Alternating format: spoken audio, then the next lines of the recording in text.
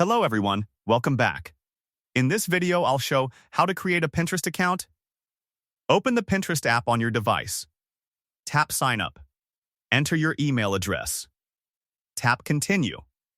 After that, create a strong password for your account and tap Continue again. Pinterest will now ask you to choose a username. You can keep the suggested username or change it to something you prefer. Now, select your date of birth and tap Next.